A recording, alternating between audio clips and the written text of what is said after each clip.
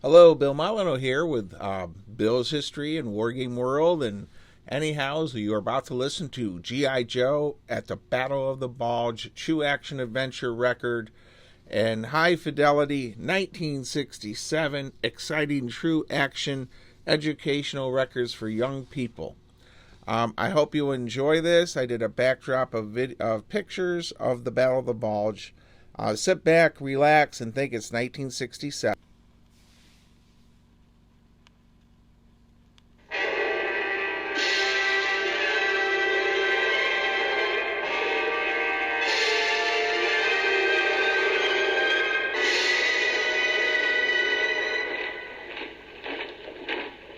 The world's one great madness, war, really never changes. Perhaps the science of war, but not the ways of war. Politicians and diplomats start it, generals plan it, high-ranking officers lead it, but in the end, it is the ordinary soldier who fights it. In World War I, it was the doughboy. In World War II, he was called G.I. Joe. He came from the farms of Kansas, from the hills of Tennessee, from the concrete pavements of Brooklyn. Students, technicians, lawyers, factory hands. G.I. Joe was every man from everywhere. He gave up his time, his way of life, and his family. And all too often, he gave up his life. This story is the story of every man. The story of G.I. Joe. In a place called the Ardennes Forest, in a town called Bastogne, in a struggle that was called the Battle of the Bulge. Hey, Eddie! Eddie Miller! Over here! Come on, join the party. Hi, Jim. Hey, fellas. Hey, Miller. Hi, Ed. Please. Hey, how you doing, Miller? Hey, you finish your crummy KP or did you go AWOL? So what are you drinking, Eddie? Scotch? Beer? I'll have a beer. Hey, garçon, you, bring another beer. Hey, make it 4 more beers. Hey, Eddie. Why so glum, kid? You look like the bill collector caught up with you or something. Bill collector? Well, that's one worry none of us have. Not here, anyway. No, it's not a bill collector. Say, Eddie, it's not a dear John, is it? Very, very funny. Come on, Eddie. Sonny here was just kidding you. Now, really, what's up? The word is that the 101st is moving out immediately. The Germans are staging a major offensive, and we're going in to relieve. Scuttlebutt, where'd you hear that tale? Listen. The Sarge is on his way over here now. By tomorrow, we'll be out of here. To where? Mr. Know-It-All, to where? I don't know that. The Ardennes. Private First Class Miller, you should have been in counterintelligence. You're just a fund of misinformation. That's what you are. Hey, hold it, Bob. Eddie may be right. I mean, the sergeant's been tied up all day with the brass. Something may be in the wind. Just what, I don't know. But Eddie may be onto something. Damn it, Miller. I hope you're wrong. Bob, I wish I were. I wish I were. Okay. Simmer down. Quiet down, you birds. Let me have your attention. All right. I want everybody to report back to their squads. Full pack. We're pulling out of here immediately. I don't mean late tonight or early tomorrow. I mean now. Immediately. Fill us in, Sarge. What's up? Stow it, Sutter. The entire 101st is moving out. And for the moment, that's all you or anyone else needs to know. But, Sarge, ain't we got a right to know anything about what's... Right. Hey, where do you think you are, at school? You ain't got no rights here, and cut out the questions. What, are you writing a book or something? Come on, all of you guys, move! Let's go! This is it, fellas. Oh, this is some way for paratroopers to move. Packed in trucks like so much canned salmon. Hey, Eddie, how long you figure we've been traveling? It's been about 2 hours. It feels more like 2 years. You're asking me about time, and I don't even know what day it is. It's Monday, Private. Hey, you mean it was Monday? I make it to be about 2 a.m. Hey, everybody, out! Hit the side of the road! What road? I can't even see my hand in front of my face. Follow me, Bob. Sergeant Rutland, Yes, Lieutenant. it's a lone enemy tank. Panther, we've got to knock it out before they become fully aware of the strength of this truck convoy. Take your platoon and follow me. Right, sir. All right, Miller, Gordon, Sutter. The rest of the platoon follow me and a lieutenant. And keep your heads down. There it is, Lieutenant. Off in that clearing. All right, let's split up. Get as close as possible with the bazooka team. Keep them to the left of that row of trees. I'll take some men and take up a position on the opposite side. Lieutenant, you got no cover on the right. You'll be wide open. The darkness is cover enough. We'll open fire first. Create as much activity as possible. You take your team in and knock it out. Make it good. You'll only have time for 1 or 2 shots. Yes, sir. Gordon, Miller, get the bazooka and come with me. Right, Sarge. The tank's turning this way. Searching for our position. Get down. Up! I'm hit.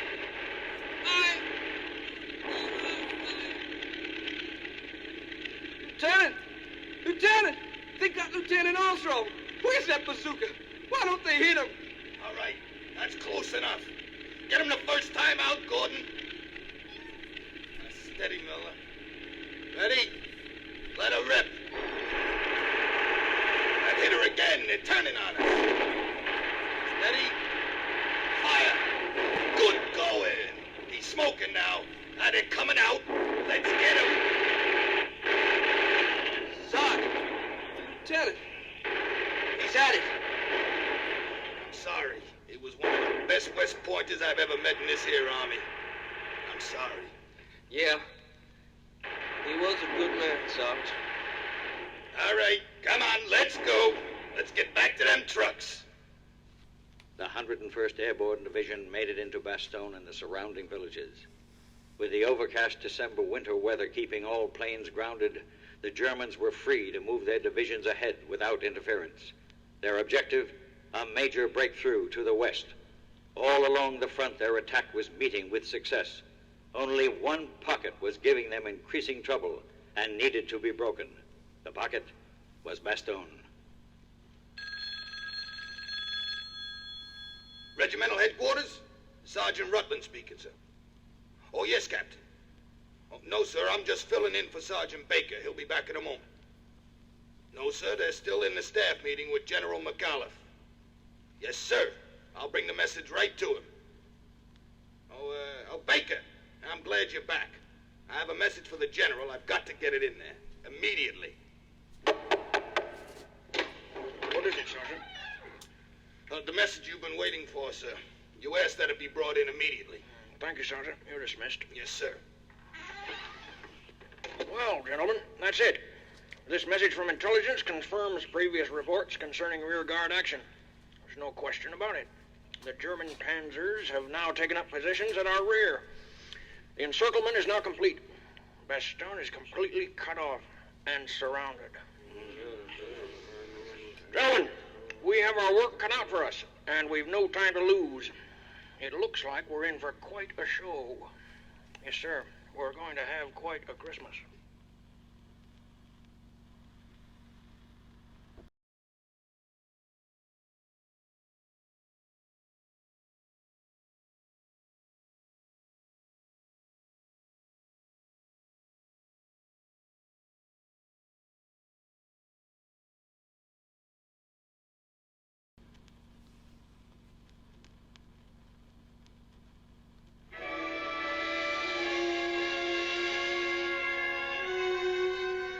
It was the 20th of December.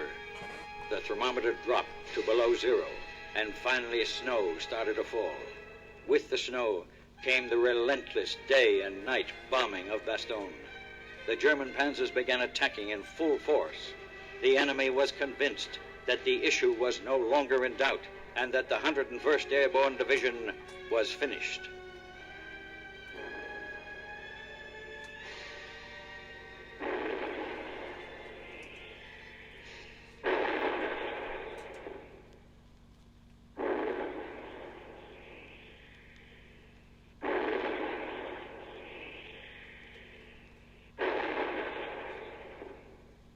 Hey, Golden, what I'd like to know is, How come Company B always winds up on the hot seat? How'd we ever wind up in this farmhouse anyway? Don't knock it, Eddie. I think we're in good position. We can see every approach to battalion headquarters from here. Nothing can come up that road without our spotting it first. What's so great about that? Well, I mean, at least you'll know what it is that hits you. Big deal. Does it matter?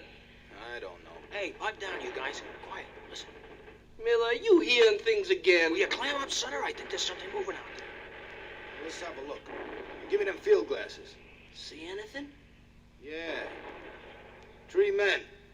I think they're ours. Maybe it's Sergeant Rutland returning from regimental headquarters? Yeah. He said he'd be back before nightfall. Now, that's Rutland's signal. Oh, wait a minute. Let's not take any chances.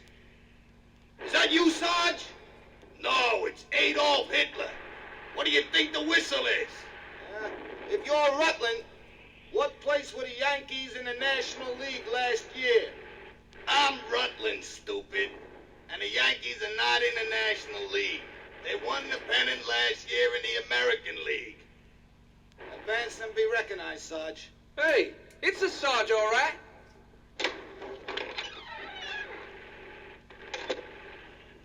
Welcome back, Sarge. What's happening at headquarters? The General's trying to figure out how he can win this war despite you, Sutter. That's what's happening. Very funny. Ho, ho. Very funny. Hey, what's the scoop, Sarge? Let us in on it. Well, it ain't good. We're surrounded on all sides. And with the weather, we can't expect any help. All planes are grounded. There's no getting in or out of this marvelous Belgian resort. Some resort. Oh, what's the General gonna do? Your guess is as good as anybody's at this point, Corporal. But the way I see it, if we can hold out, we can break the back of the entire German offensive. We're just a big bulge sticking out like a sore thumb, holding up the entire Panzer push west. They'll throw everything they got into this, all their marbles. But if we don't crack, they'll have nothing left to prevent our pushing on to Berlin. Well, anyway, you wanted the scoop, that's it. And furthermore, I think... Enemy patrol advancing over on the right. Quick! Take up your positions. Fire at will, but make it count. And try to keep them at a distance. If they get close enough, they'll start lobbing grenades. Sonny, you and Miller move over to the rear window. Keep them off your backside. Come on, Miller. They're backing off. For now, anyway. Ooh. Oh, that was a close one, Sarge. All right, they're laying down a barrage. And you know what that means. Once it stops, they'll be coming back in force. The heaviest enemy barrage of the battle was underway. The pounding continued for hours. It became so intense that for a while all communications with regimental headquarters were out of commission. Finally, they've stopped. This is the calm before the storm. Take your positions. Keep your eyes open and your mouths shut. Listen, Sarge. It sounds like tanks. Gordon, give me them field glasses. Quick. Yeah, they're moving their tanks in straight down the highway. Try headquarters again, Sarge. Maybe the phones have been repaired. Hello? Hello? Yes. He's gotten through. Yes, sir. We need artillery fire at point 00670. Enemy tanks. Panthers and Tiger Royals. Over and out, sir. Now we should get some real action. What do you mean, now we're going to get some action? Things haven't been exactly blowing around here. They're a little too far over to the left. Hand me that phone again. Here you are, Sarge. Hello. Hello. You're a little too far left. Right. 200, and you'll be down their throats. Out.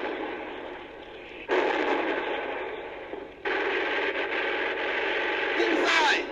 Right on the Panther, Sarge. They found the target.